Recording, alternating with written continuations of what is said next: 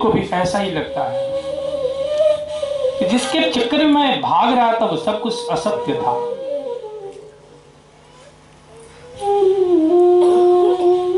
अज्ञान हेतु कृत मोह, मोह नष्ट हो जाता है। किससे?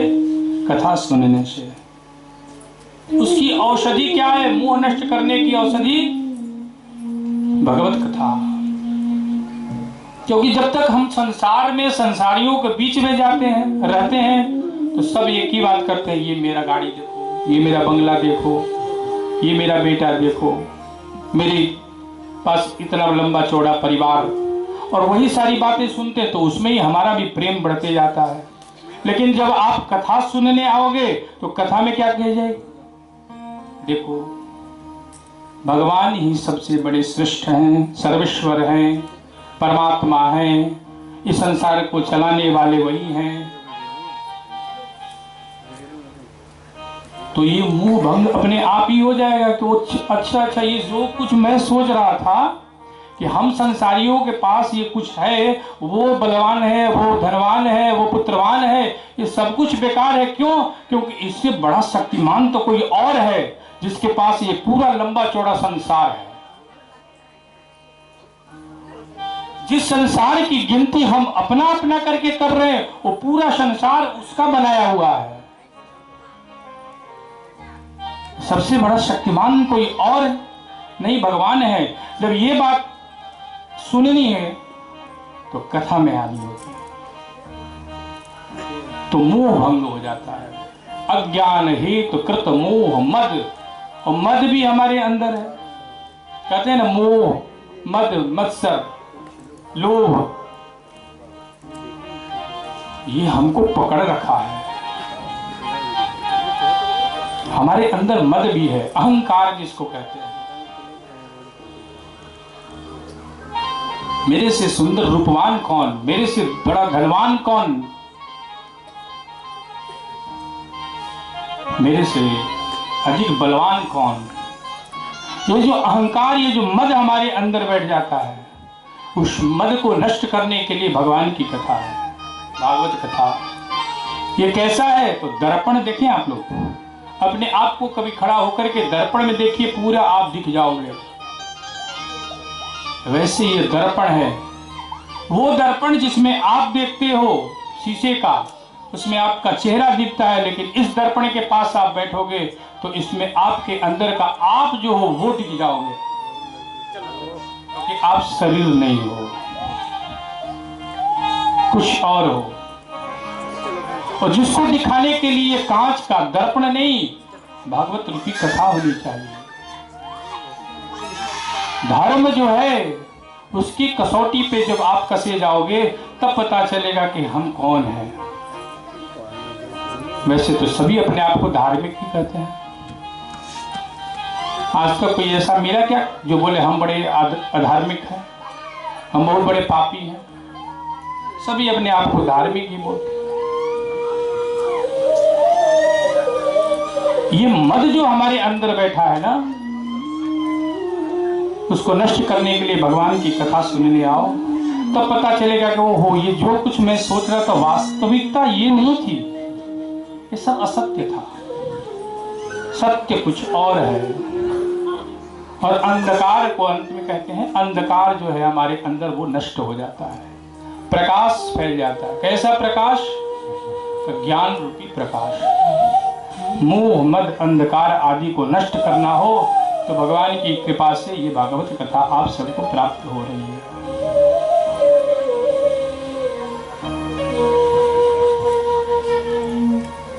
क्योंकि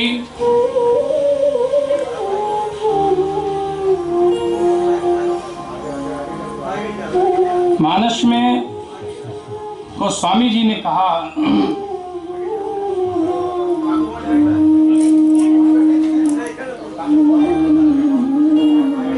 बिन सत्संग विवेक न होई, और राम कृपा बिन सुलभ न सोई। बिना सत्संग के विवेक नहीं हो सकता। विवेक आपकी बुद्धि तभी आपको सतमार्ग की तरफ ले जाएगी, जब आपको सत्संग की प्राप्ति होगी। और वो सत्संग कैसे प्राप्त होगा? तो भगवान की कृपा से। बिनु सत्संग विवेक न होई, और राम कृपा बिन सुलभ न सोई। और कहते हैं कि तात स्वर्ग अपवर्ग सुख, धैर्य तुला एक अंग, तुलिन ताही सकल मिली, जो सुख लव सत्संग। सत्संग में कौन सा सुख है भैया? तात स्वर्ग अपवर्ग सुख। स्वर्ग आदि की भी जो सुख है, जो आनंद है, उन सबको एक पलने पे रख दिया जाए। धैर्य तुला एक अंग, तूल ने ताही सकल मिली।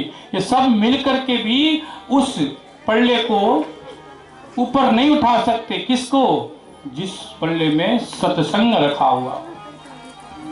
जिसने सत्संग किया है वो श्रेष्ठ है।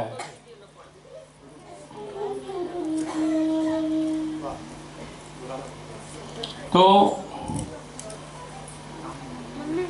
इस समय आप सभी भगवान की परम कथा श्रवण कर रहे हैं। आइए, आज पहले दिन की कथा है तो परिचय कर लेते हैं, क्योंकि परिचय आवश्यक है, पहचान आवश्यक है। किसी से मिलना हो तो उसका कोई पहचान होना चाहिए। किसी को समझना है तो उसके बारे में जानकारी होनी चाहिए। किससे मिलना है भैया? ये 7 दिन हम किससे मिलने के लिए इस कथा को सुनने आए? उसका परिचय क्या है? उसका रूप क्या है? उसका गुण क्या है? और उसका स्वभाव क्या है? दिखता कैसा है वो?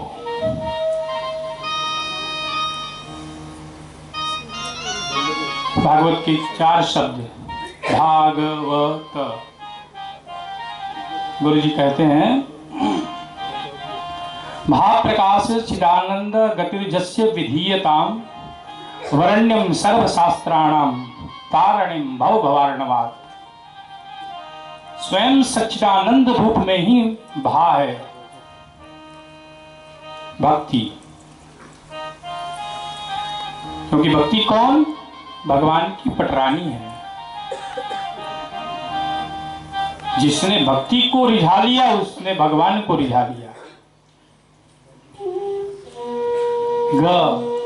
ज्ञान, दूसरा शब्द क्या है? ज्ञान। ज्ञान क्या है? अपनी पहचान। स्वयं का जिसने पहचान कर लिया उसे ज्ञान की प्राप्ति हो गई। और वास्तव में स्वयं आप हो कौन, इसे ही जानना आवश्यक है। दूसरे का परिचय तो हम सब करते रहते हैं। कभी आपने मन में ये चिंतन किया कि मैं कौन हूं? ज्ञान की प्राप्ति करा दे वो कथा भागवत है। वह वैराग्य जो करा दे, जो भक्ति प्रदान करे, जो ज्ञान प्रदान करे, जो वैराग्य प्रदान करे। वैराग्य कैसा? तो संसार में रहने का और संसार से मोह रूपी जो संसार में जो हमारा मोह है, उस मोह को जो नष्ट कर दे, उसके प्रति हमारे अंदर वैराग्य प्राप्त कराए, वही वैराग्य है। और त्याग,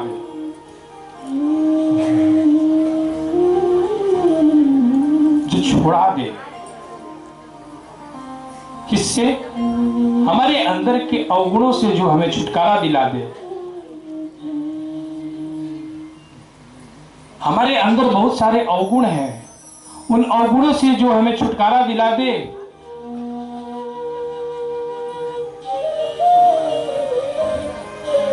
तो भागवत की कथा है। और इसका तिलक क्या है? श्रीमद। तो पूरा नाम क्या है?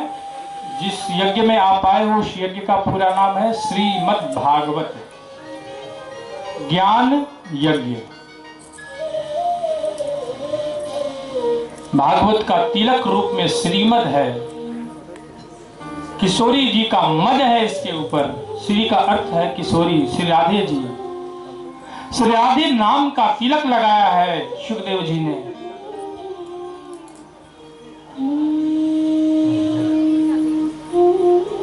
और उस तिलक को धारण करके भगवान स्वयं यहां विराजमान है।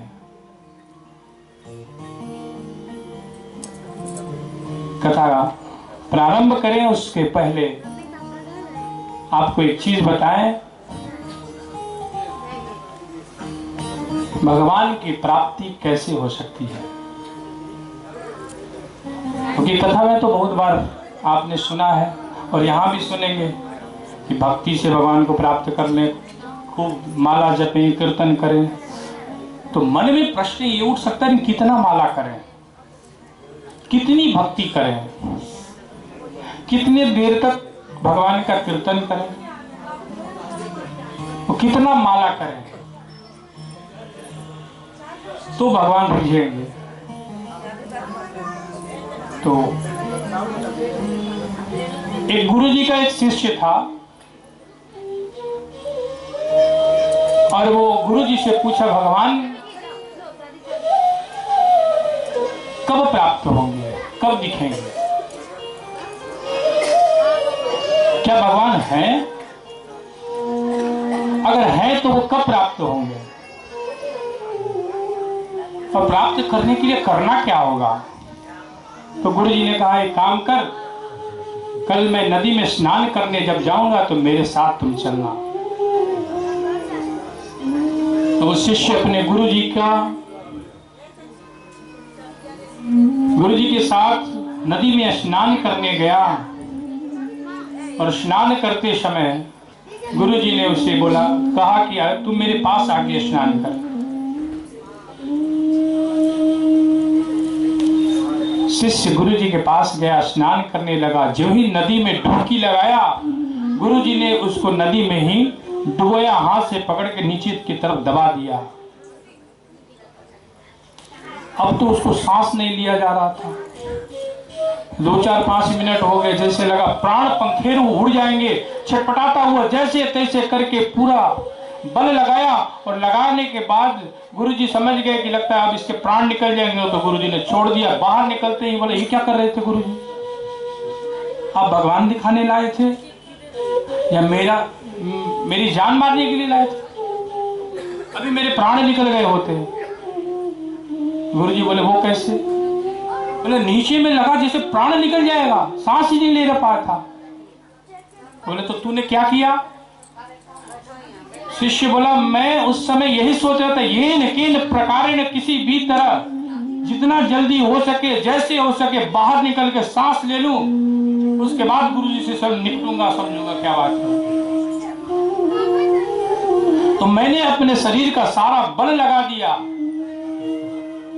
गुरुजी बोले, कल जो तुमने प्रश्न किया था उसका उत्तर यही है। भगवान कब प्राप्त होंगे? जब तेरे अंदर उतनी ही लावण्यता प्राप्त हो, लावण्यता जगे कि कब प्राप्त हो जाए, कब भगवान मिल जाए, कब भगवान मिल जाए। भगवान को प्राप्त करने की इच्छा तेरे अंदर वैसे ही हो जाए जैसे तूने जल के अंदर अपने आप को बचाने की इच्छा की, उसी समय भगवान प्रकट हो जाए। इतनी तीव्र इच्छा होनी चाहिए।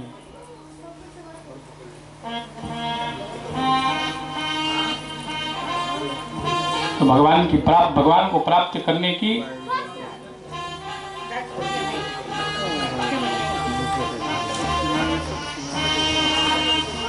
आइए भागवत जी के पहले श्लोक का गान हम सब करें। मैं आगे आगे बोलूँगा, पीछे से आप सब बोलें, क्योंकि ये पहला मंगलाचरण रूप में श्लोक आप सब भी इसका गान करें।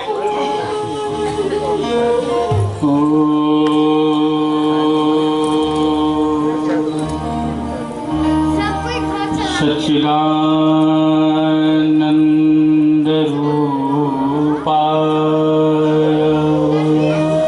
सच्चिदानंद रूपाय विश्वोत्पत्त्यादिहेतवे विश्वोत्पत्त्यादिहेतवे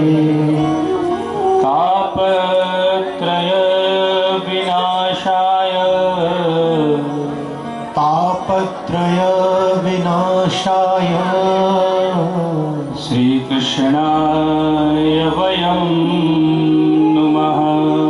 श्री कृष्णाय वयं नुमः। सच्चिदानंद रूपाय विश्वोत्पत्त्यादिहेतवे। आवश्यक है पहले परिचय, क्या रूप है, कैसा स्वरूप है, भगवान का स्वरूप परिचय है इसमें पहले चरण में। इस श्लोक के 4 चरण हैं और पहले चरण में भगवान के स्वरूप के बारे में कहा गया कि सच्चिदानंद रूपाय। भगवान कैसे हैं? भगवान सत्य है,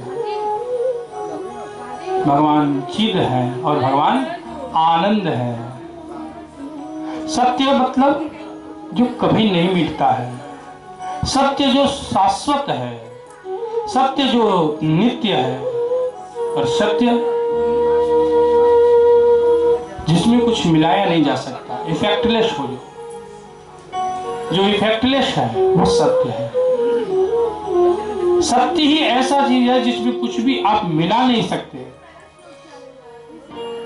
भगवान में भी आप कुछ मिला नहीं सकते, क्योंकि भगवान स्वयं में परिपूर्ण है।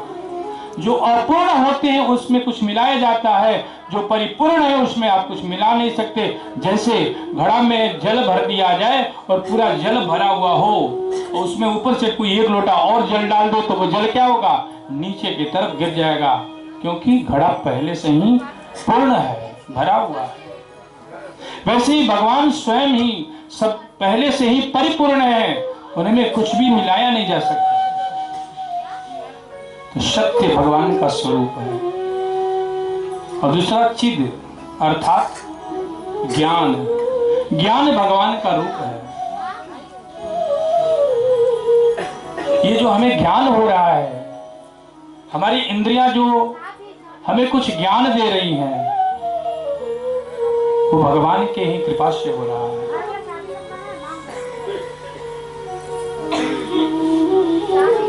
जो दृश्य है, जो अदृश्य है, और जो सुना जा रहा है, और जो कुछ महसूस किया जा रहा है, उसके लिए जो ज्ञान चाहिए, वो ज्ञान कौन है? तो भगवान है। ये स्वरूप है भगवान का, चिद रूप भगवान है। और तीसरा आनंद भी भगवान का ही स्वरूप है।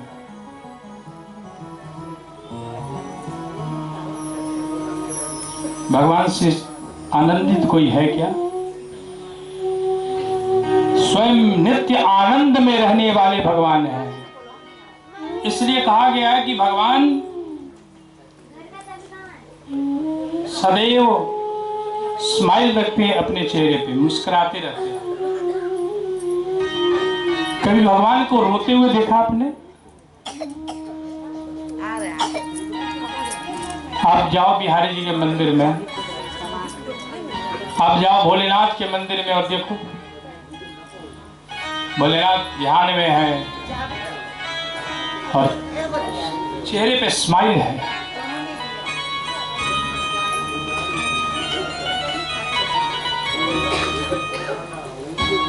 क्योंकि भगवान नित्य मुस्कुराते रहते हैं और हम सब जाकर के उनके समक्ष अगर रोने लगे तो ये तो वैसे ही हुआ ना, कोई आनंद मना रहा हो घर में और कोई वहीं जाकर रोने लगे तो उसका आनंद क्या हो जाएगा, बेकार हो जाएगा। गरम दूध के बड़े पतीले में कोई नींबू निचोड़ दे तो वो दूध क्या हो जाएगा, फट जाएगा। वैसे ही भगवान सदैव नित्य आनंद में रहने वाले, उनके चेहरे पे सुंदर मुस्कान है। बिहारी जी, बाकी बिहारी सदैव मुस्कुराते रहते हैं। तो हम सबको क्या करना चाहिए, मंदिर में जाकर रोना चाहिए क्या, भगवान की नजर उतारनी चाहिए। बच्चा जब रोता है, बच्चा जब खूब किलकिला के हंसने लगे तो माताएं उनका नजर उतारती हैं।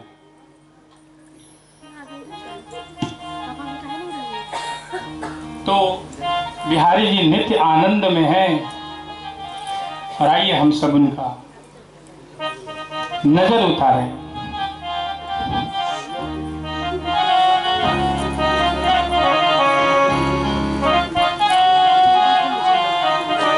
तेरी मंद मंद मुस्कनिया पे, तेरी मंद मंद मुस्कनिया पे बलिहार सावरे, बलिहार सावरे। तेरी मंद मंद मुस्कनिया पे बलिहार सावरे, बलिहार सावरे। तेरी मंद मंद मुस्कनिया पे, तेरी मंद मंद मुस्कनिया पे बलिहार सावरे, बलिहार सावरे। तेरी मंद मंद मुस्कनिया पे, मंद मंद मुस्कनिया पे बलिहार सांवरे, बलिहार सांवरे।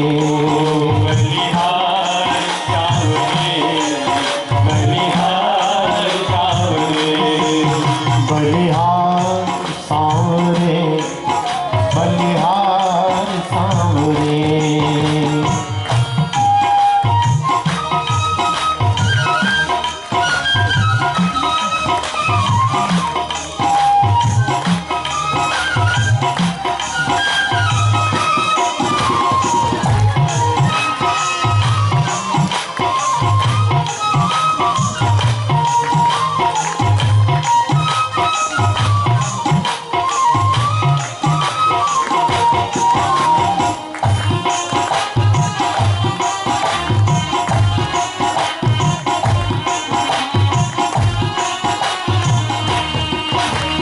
नैन जब मतवारे लगते हैं कारे कारे।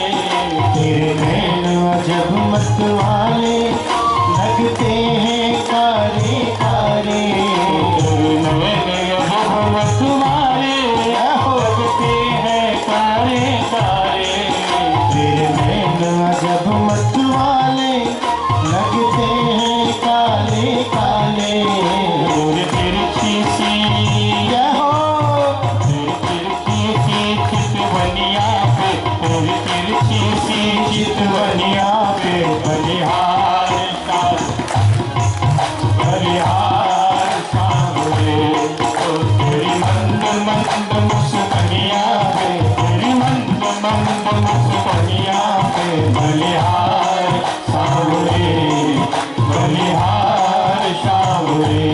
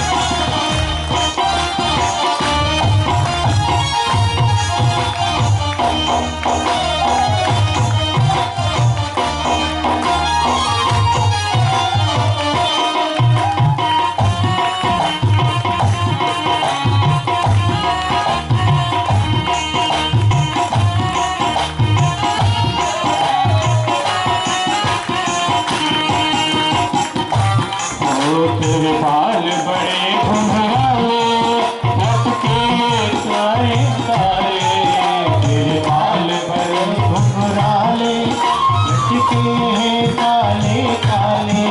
तेरे भाले अजब घुंघराले लटके हैं काले काले। अजब घुंघराले लटके हैं काले काले। तेरी मोर मुकुट जय हो लटकनिया पे, तेरी मोर मुकुट लटकनिया पे बलिहार सांवरे बलिहार सांवरे बलिहार सांवरे बलिहार सांवरे। तेरी मंद मंद मुस्कनिया पे, हाँ मंद मंद मुस्कनिया पे बलिहार सांवरे बलिहार सांवरे बलिहार सांवरे बलिहार सांवरे।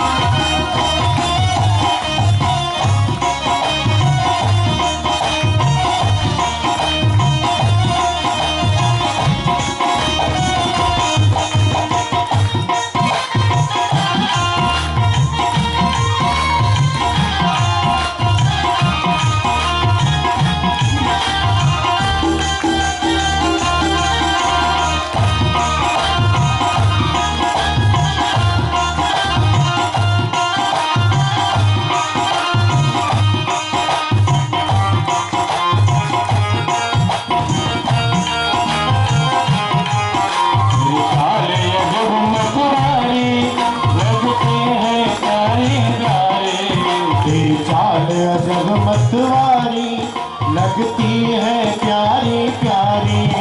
तेरी चाल अजब मतवारी लगती है प्यारी प्यारी। तेरी चाल अजब मतवारी लगती है प्यारी प्यारी। तेरी पायल की जय हो तेरी पायल की पैजनिया पे, तेरी पायल की पैजनिया पे बलिहार सांवरे बलिहार सांवरे बलिहार सांवरे बलिहार सांवरे। तेरी मंद मंद मुस्कनिया पे, तेरी मंद मंद मुस्कनिया पे बलिहार सांवरे बलिहार सांवरे बलिहार सांवरे बलिहार सांवरे।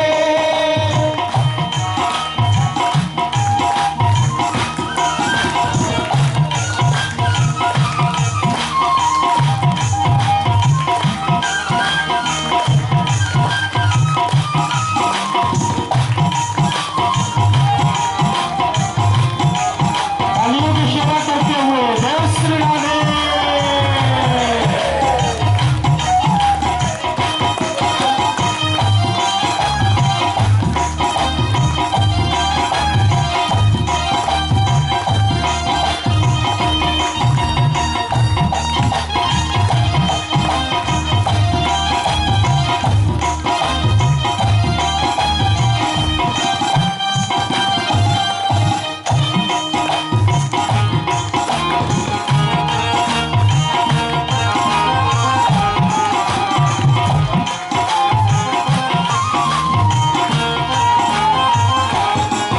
तेरे संग में राधा रानी लगती है प्यारी प्यारी।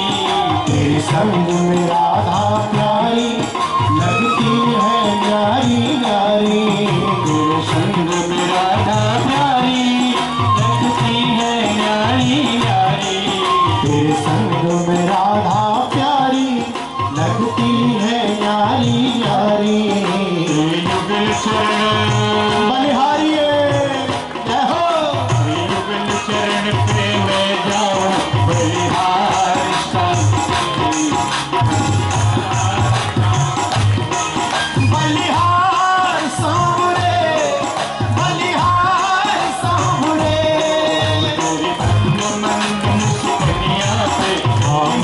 मंद मुस्कनिया पे बलिहार सांवरे, बलिहार सांवरे, बलिहार सांवरे, बलिहार सांवरे, बलिहार सांवरे, बलिहार सांवरे, बलिहार सांवरे, बलिहार सांवरे, बलिहार सांवरे, बलिहार सांवरे, बलिहार सांवरे, बलिहार सांवरे। तेरी मंद मंद मुस्कनिया पे बलिहार सांवरे, बलिहार सांवरे।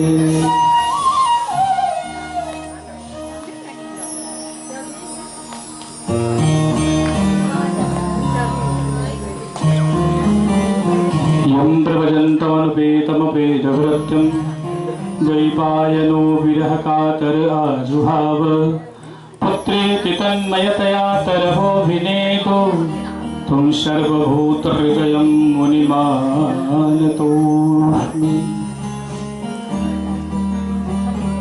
सुखदेव जी को प्रणाम किया।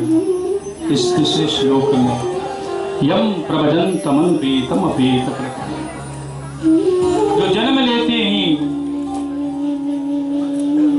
घर को छोड़ करके, माता पिता का त्याग करके वन की तरफ चले गए,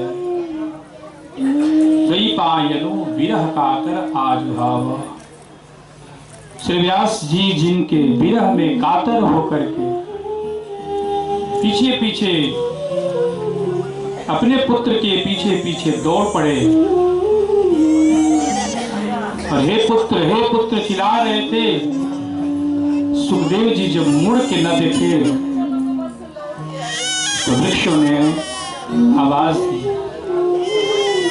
आप किसके पीछे दौड़ रहे हो?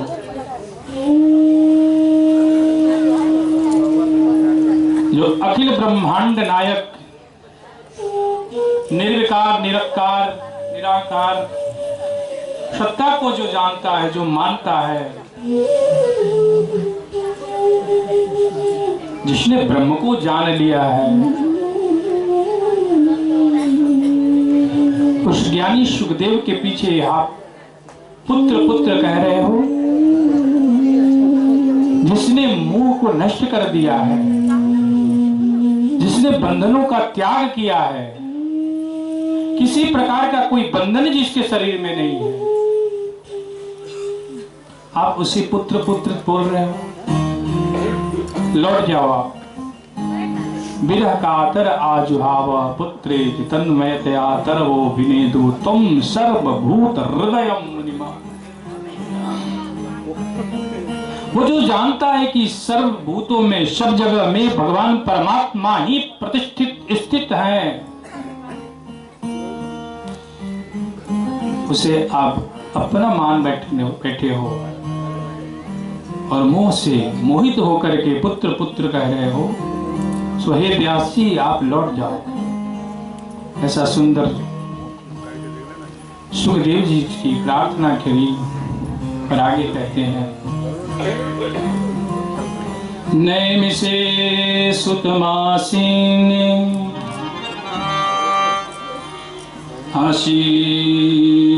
नैमिषे सुतमासीनं भावज्ञ महामती कथामृत रसस्वाद कुशल सौनको ब्रवीत्।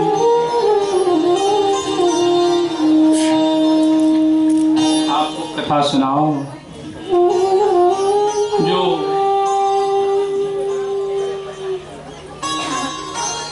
सुनने के लिए हम सब आकर के एकत्रित हुए हैं, क्योंकि आप गुरुओं में वो गुरु हो जिसके पास हजारों सूर्य के प्रकाश के समान ज्ञान है। उस ज्ञान रूपी प्रकाश से हमारे अंदर व्याप्त अंधकार रूपी तिमिर को नष्ट कर देने में आप सक्षम हो। अज्ञान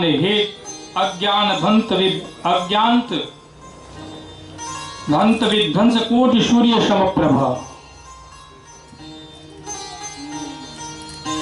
सभी प्रकार के अज्ञान को नष्ट कर देने वाले आपके पास जो ज्ञान रूपी खड्ग है, उस खड्ग से हमारे अंदर के अंधकार को नष्ट करो। अज्ञान भांत विध्वंसम कोटि सूर्य समप्रभ, सूताख्या हि कथा सारम मम कर्ण रसायनम। और कुछ ऐसा सुनाओ जो हमारे कान में रसायन की तरह घुल जाए। तो ये कथा कैसी है? तो रसायन रूपी है। आप ऐसा सुनाओ जो विवेक को बढ़ाए। भक्ति ज्ञान विरागप तो विवेको वर्धति महान। भक्ति ज्ञान को बढ़ाए, विवेक को बढ़ाए, ऐसी कोई कथा सुनाओ। क्योंकि हे गुरुदेव, शौनक आदि ऋषि 88,000 एकत्रित हुए नैमिषारण्य क्षेत्र में, और वहां की ये वार्ता है। सत्र यज्ञ हो रहा था। उस यज्ञ में शौनक ऋषि ने प्रश्न किया, हे गुरु श्रेष्ठ, चिंता मणिर लोक सुख सुरुद्र स्वर्ग संपदम। चिंतामणि एक होता है जिसके समक्ष जाकर के कोई भी चिंतन किया जाए तो जो स्वतः ही प्राप्त हो जाता है, वो वस्तु से स्वतः ही प्राप्त हो जाती है। स्वर्ग में देवता लोग कल्प वृक्ष के सामने अगर कोई याचना करते हैं तो वो भी उन्हें प्राप्त हो जाता है। पर चिंतामणि और स्वर्ग में जो कल्प वृक्ष है, उसके पास भी ये सामर्थ्य नहीं है। प्रयच्छति गुरु प्रीतो वैकुंठो योग दुर्लभम। जो गुरु के पास है वो कृपा उस चिंतामणि और कल्प वृक्ष में भी नहीं है जो वैकुंठ की प्राप्ति करा सके। तो आप ऐसा कुछ सुनाओ जिससे हमें वैकुंठ की प्राप्ति हो। और वैकुंठ की प्राप्ति हो या ना, पर वैकुंठ नाथ की प्राप्ति हो जाए, ऐसी कृपा आप करो। प्रसन्न होकर के सूत जी ने कहा,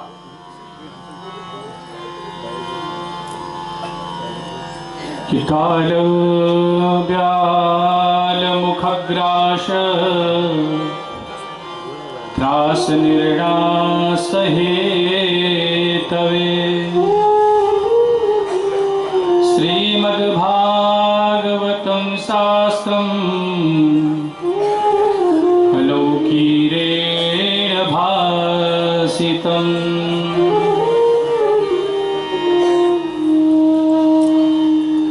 सबसे बड़ा दुख क्या है? जीव को सबसे बड़ा दुख क्या है? मरने का। मरने का ही दुख सबसे बड़ा है कि मैं भी मरूंगा। और ये सत्य है कि जो आया है वो सब मरेगा, फिर भी उसके लिए हम दुखी हैं। सूत जी कहते हैं, काल ब्याल मुख ग्रास त्रास निर्णाश हेतवे। ये काल अजगर रूपी मुख फाड़ के खड़ा है और संसार को धीरे धीरे अपने जबड़े में निगल रहा है,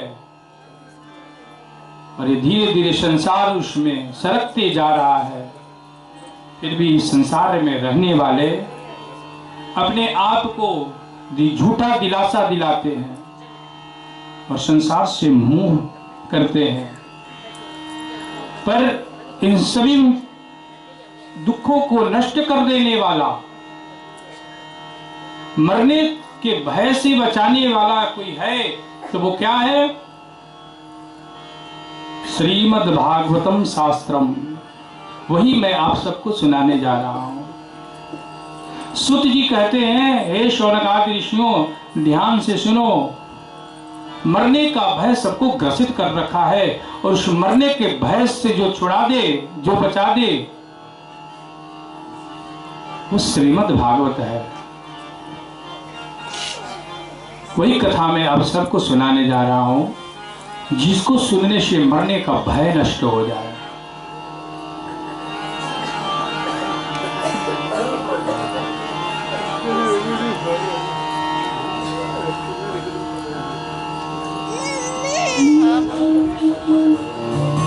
तो गुरुजी कथा सुना रहे थे, बोले देखो, एक बार परीक्षित महाराज को मरने का श्राप लगा। शमित ऋषि का पुत्र श्रृंगी नदी के जल को हाथ में लेकर के श्राप दे दिया, आज के 7वें दिन तक्षक नाग के सर्प के दंश से तुम्हारी मृत्यु हो जाएगी। तब राजा परीक्षित सारा राज्य छोड़ करके गंगा के किनारे आए, और आकर के बैठे तो वहां बहुत सारे ऋषिगण आए, और ऋषियों के मध्य में श्री सुखदेव भगवान आए, और परीक्षित जी को यही कथा सुना रहे थे, श्रीमद् भागवत की कथा। उसी समय देवलोक से देवता आ गए अमृत कलश लेकर के, और कहा कि आप ये कथा सुधा हमें दे दीजिए, और बदले में ये अमृत सुधा परीक्षित को पिला दीजिए। मरने का भय ही तो है परीक्षित को, अमृत पी लेंगे तो मरेंगे नहीं, मरने का भय नष्ट हो जाएगा, और हमें आप बदले में ये कथा दे दीजिए।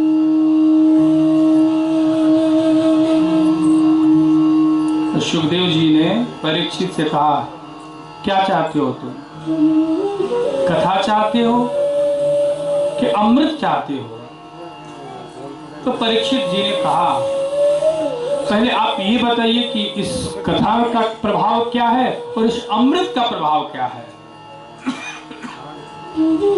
भाई आपके सामने भी ऐसा कोई प्रश्न खड़ा हो जाए, आपके पास कोई वस्तु है और कोई दूसरा एक और उसी के समान कोई वस्तु लेके आके बोले इसे बदल लो, आप ये मेरी वाली ले लो, अपनी वाली मुझे दे दो, तो आप पहले क्या करोगे? तुलना करोगे, दोनों में तुलनात्मक दृष्टि से श्रेष्ठ कौन है, और जो श्रेष्ठ होगा उसको अपने पास रख लो। परीक्षित जी ने कहा, गुरु जी आप ये बताइए इस सुधामृत में का प्रभाव क्या है और इस कथामृत का प्रभाव क्या है।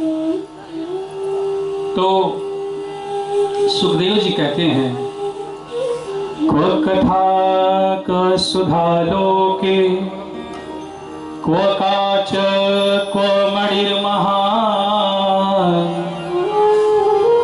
ब्रह्मरातो विचार्येवं तदा देवान् जहांस।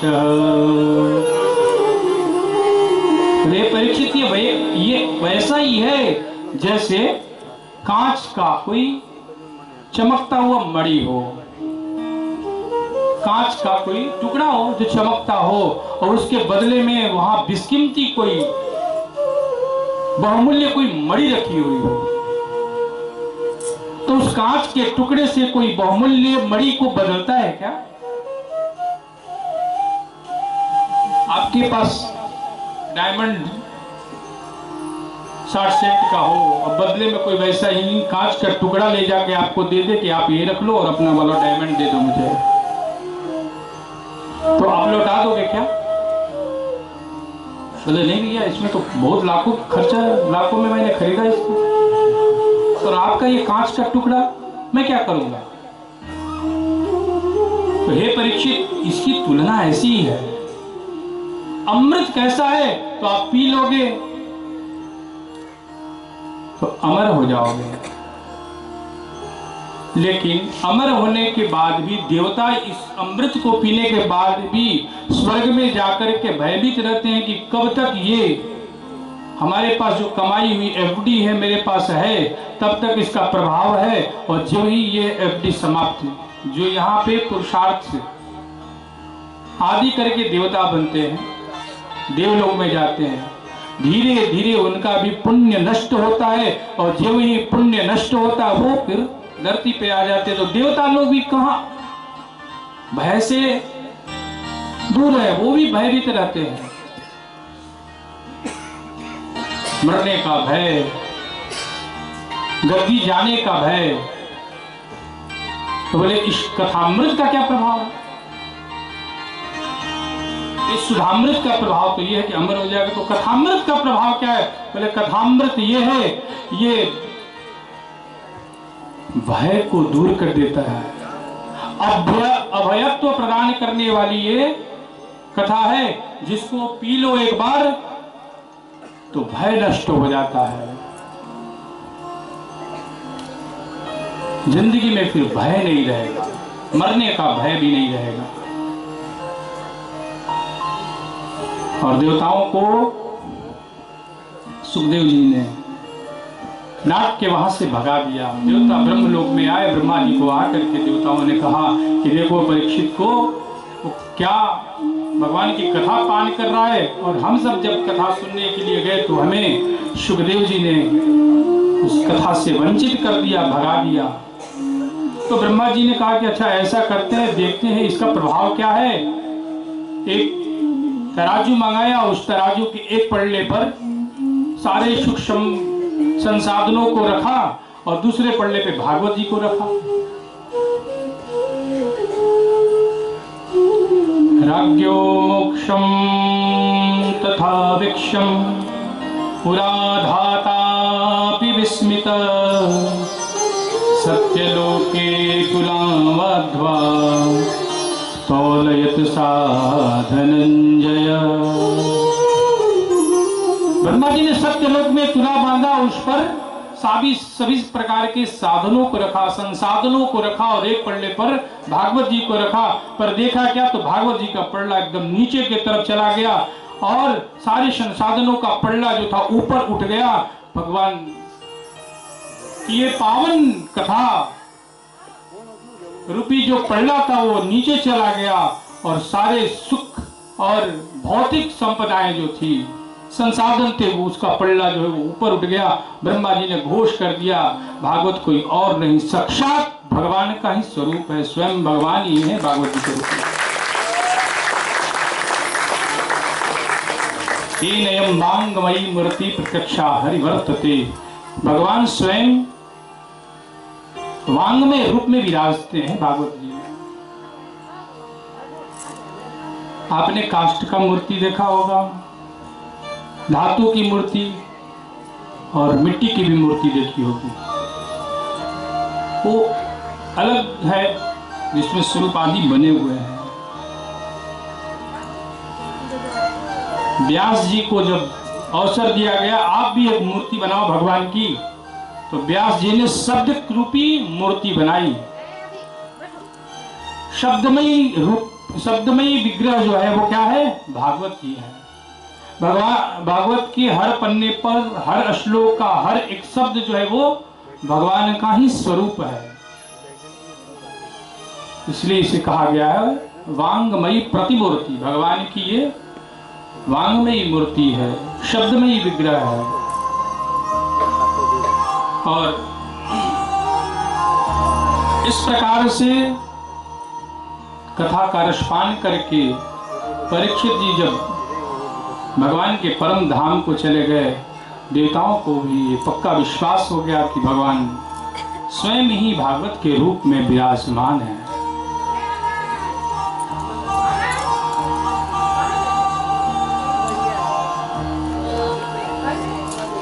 ये परीक्षित, हे शौनक ऋषि, ध्यान से सुनो। पूर्व में इस कथा का 7 दिवसीय जो आयोजन हुआ उसका विस्तार पूर्वक कथा श्रवण करो। बोले कब हुआ, किसने करी और कैसे करी बताइए। तो सुत जी कहते हैं कि एक बार श्री नारद जी घूमते घूमते बद्रिका आश्रम आए और वहां आकर के देखा चारों भाइयों को, शनक सनंदन सनातन कुमारों को देख करके प्रणाम किया, दंडवत किया। पर कुमारों ने जब नारद जी को देखा तो नारद जी से कहा कि आप यहाँ कथम ब्रह्मण दीन मुख कुतश्चिंता तुरुभ। हे ब्राह्मण, आपके मुख पर ऐसा चिंता, आप उदास हो। जो सदैव भगवान के नाम कीर्तन करते रहता है, जो सदैव भगवान के नाम कीर्तन में प्रसन्न रहता है, उसका मुख आज लटका हुआ है। त्वरित गम्यते पुत्र, किधर से आ रहे हो दौड़े दौड़े से, और कहां को जा रहे हो। तब नारद जी ने कहा, प्रणाम किया चारों कुमारों को, वो प्रणाम करके कहा, क्या बताऊं, मेरे मुख में ये जो अप्रसन्नता है, ये दुख जो है, उसका कारण ये है, हम तो पृथ्वीयातो ज्ञात्वा सर्वोत्तमामिति पुष्करम च प्रयागम च काशी गोदावरी तथा हरिक्षेत्रम कुरुक्षेत्रम श्रीरंगम सेतुबंधनम एवमादिषु तीर्थेषु भ्रममाणयतस्तत। मैं पृथ्वी पे सब जगह घूमा, काशी में गया, गोदावरी गया, हरिद्वार गया, कुरुक्षेत्र गया, हरिक्षेत्रे कुरुक्षेत्रे, श्रीरंग में गया, श्रीरंगनाथ, हरिक्षेत्रे कुरुक्षेत्रे, श्रीरंगे सेतुबंध, और सेतुबंध रामेश्वर में गया। पर सब जगह जाकर के मैंने क्या देखा कि कलयुग में कोई भी प्रसन्न नहीं है, सभी ने पाखंड को धारण कर रखा है। वास्तव में जो जैसा है वैसा दिखता नहीं है। नाम कुछ और है और काम कुछ और है। सत्य तप तो नष्ट हो चुके हैं। सत्यम नास्ति तपः शौचम दया दानम न विद्यते। न तो दया है किसी में, न तो कोई दान करना चाहता है। तो सत्य बोलना तो सबने जैसे छोड़ ही दिया है। ये बहुत बड़ी विडंबना है।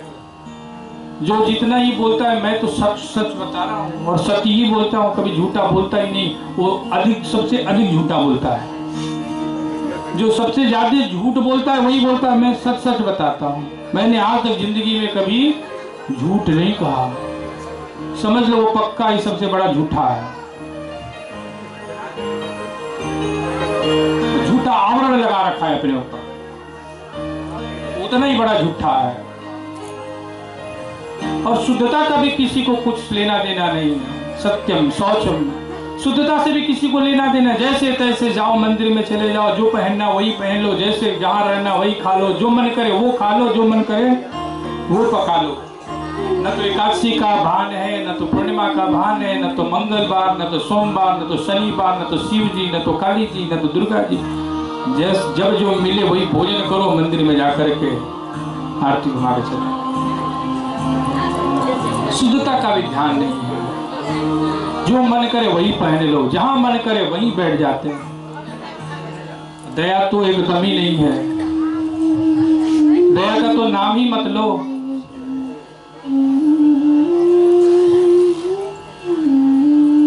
सब ऐसे हो रखे हैं, बगल में रास्ते में कोई जा रहा हो और कोई पीछे से आती हुई गाड़ी से लग गया हो उसको जोर का, तो वहां खड़े कुछ लोग सेल्फी तो जरूर ले लेंगे, लेकिन उसको बचाने नहीं जाएंगे। वीडियो बना लेंगे, सेल्फी ले लेंगे, लेकिन उसको बचाने के लिए नहीं जाएंगे।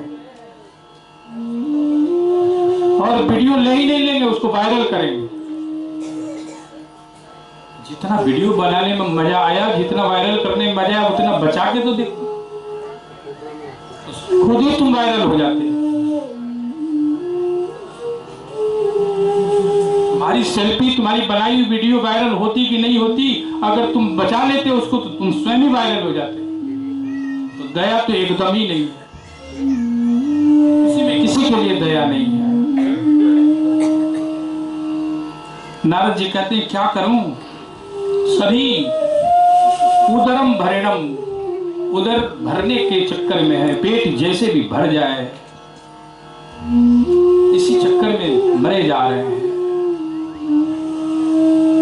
और ये स्थितियां हो गई हैं कि घर में करुणी प्रभुता ये है श्याल को बुद्धिदायक, कन्या विक्रयण लोभ दंपति नाम चकल खनम। घरों में तो जो माताएं कहती हैं उसको लोग सुन लेते हैं, और घर के बुजुर्गों को लोग सुनना बंद कर दिए हैं।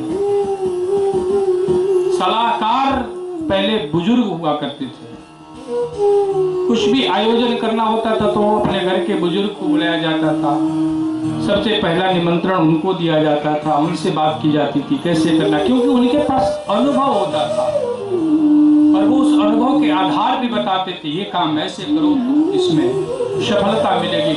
अब तो उनके पास जाना ही लोगों ने बंद कर दिया। सलाहकार कौन हो गया, तो जो चाटुकार है, श्याल को बुद्धिदायक कहा है भागवत जी में। अब तो ज्यादा श्रीमती जी के जो भाई होते वही सलाहकार हो जाते हैं, वो सलाह देते हैं, बाकी घर वाले जो है वो खड़े रहते हैं। सबसे बड़े सलाहकार वही हैं। यहाँ भागवत जी में लिखा है